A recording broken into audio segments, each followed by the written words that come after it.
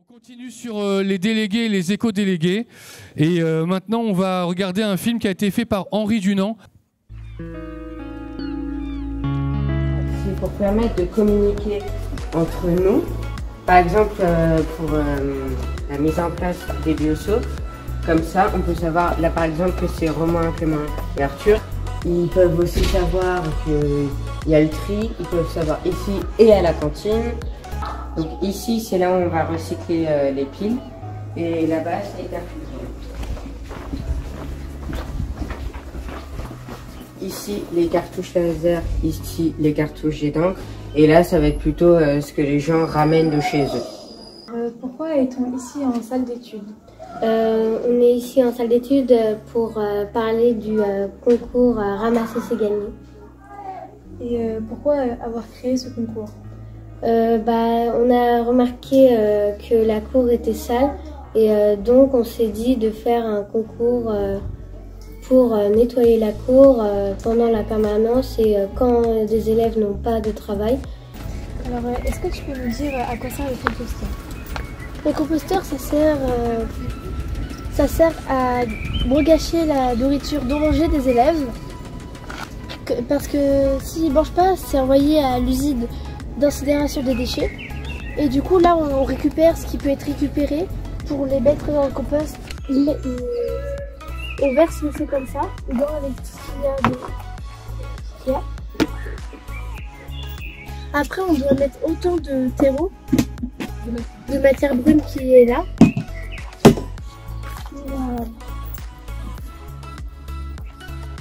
Pour que ce soit équitable. La terre. Une fois qu'on a fini de mélanger, il faut qu'on laisse reposer. Et c'est un cycle qu'on fait tous les jours comme ça. Alors, que plantez-vous au potager? On plante beaucoup de légumes différents, par exemple des tomates, des aubergines, des petits pois, des pois gourmands, etc. Plein de légumes comme ça.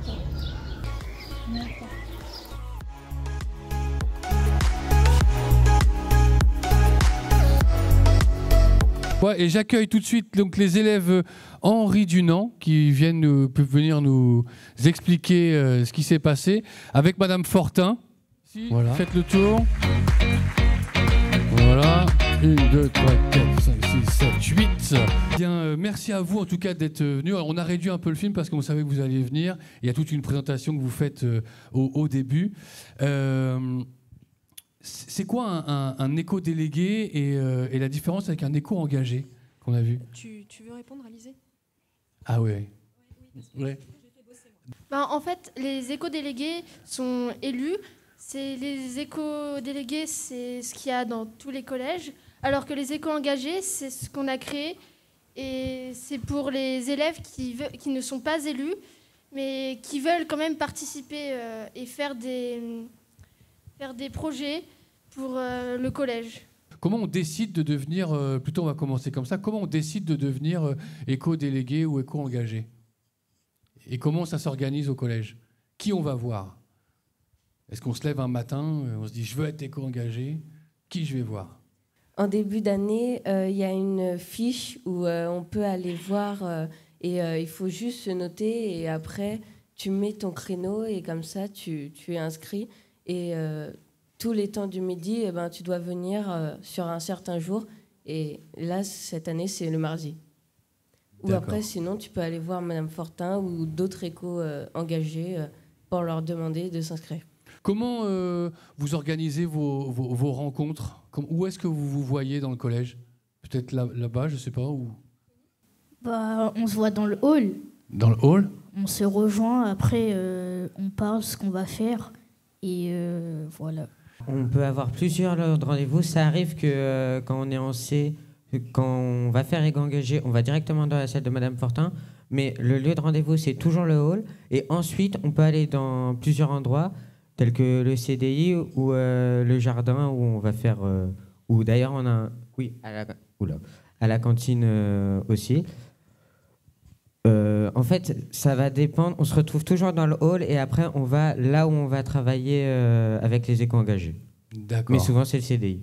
On a vu aussi toute une campagne de communication.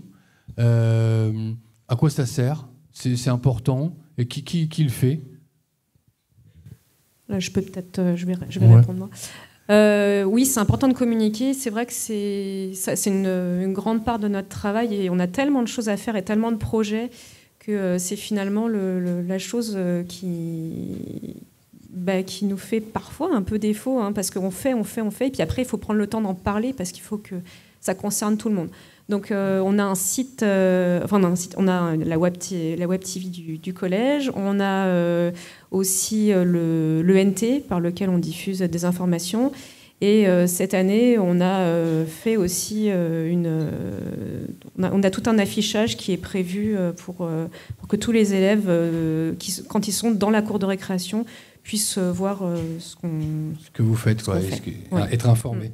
Est-ce qu'il y a des projets en cours, des actions qui se réfléchissent? On a un gros projet. Alors après, c'est un projet qu'on mène avec les élèves de l'atelier numérique. Peut-être que... parce qu'ici, on a des élèves qui ont la double casquette, atelier numérique et éco-délégué, donc c'est eux qui vont pouvoir le mieux en parler. Lucas, tu veux... Allez, vas-y, à toi. On va travailler sur un jardin connecté par la domotique devant le collège. Oui, vas-y. En fait, notre potager, que vous avez vu... Ça, c'est une vidéo que vous avez vue qui a déjà 2 ans. Et depuis, on a bien avancé. Vous avez vu que même il y a certains élèves qui sont beaucoup plus jeunes sur la vidéo. Et aujourd'hui, ils ont bien grandi. Hein. Ouais. Parce que c'est un engagement durable, en fait. Ils continuent d'année en année. Et je les en remercie. J'en suis très fière. Et cette année, on a décidé qu'en partenariat avec M. Wibo, qui est ici, là-bas, qui se cache, on a décidé de rendre plus visible ce que l'on fait en termes de permaculture, parce qu'on travaille un petit peu notre potager en permaculture. Et ce n'était pas assez visible de tous les élèves, parce qu'on le faisait à un endroit où les élèves n'avaient pas vraiment accès. Donc on a décidé, pour en faire une belle vitrine, de le mettre à l'entrée du collège. Et on travaille donc avec les élèves de l'atelier numérique pour en faire un jardin éco-connecté. Éco-connecté, c'est bien. Voilà, oui, on fait... Non, on peut applaudir et connecter quand même. On bosse beaucoup sur les jeux de mots, on est très fort là-dessus. Hein. Si vous avez des demandes, n'hésitez pas.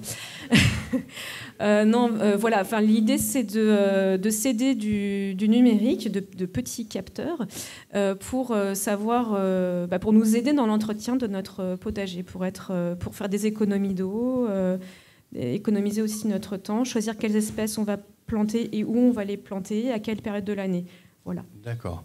Ma dernière question, c'est le challenge ramasser, c'est gagner.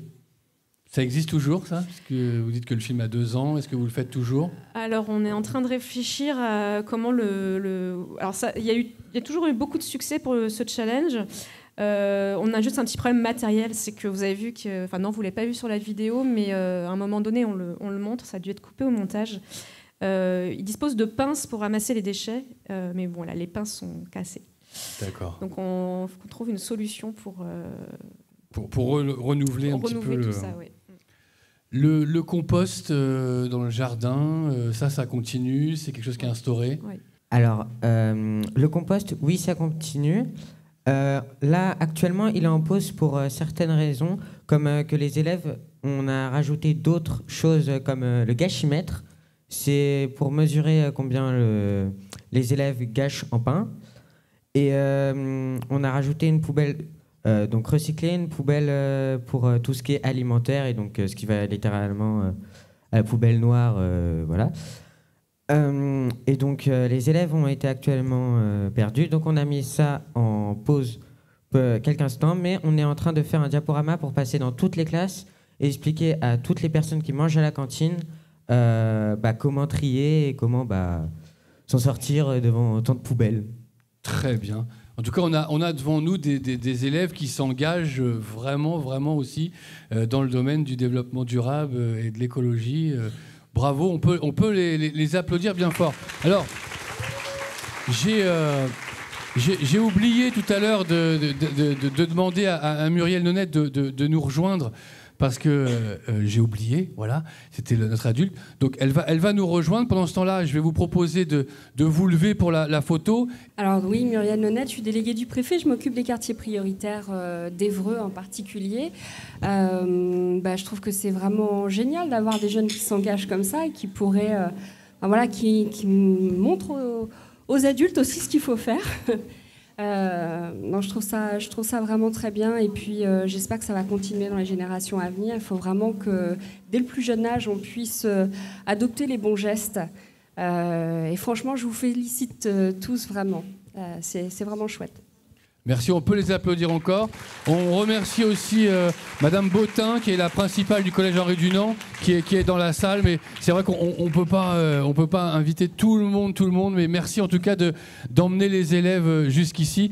On va remettre les trophées. Muriel, tu vas remettre les trophées avec Corinne. Voilà. Allez, voilà. Quand vous avez votre trophée, vous regardez le photographe, c'est bon? Il manque un trophée par ici, là. Tiens. Regarde, il est là. Voilà. Allez, vous regardez le photographe. Voilà. Allez, on peut les encourager, les applaudir. Merci à vous. Je vous invite à redescendre par ici.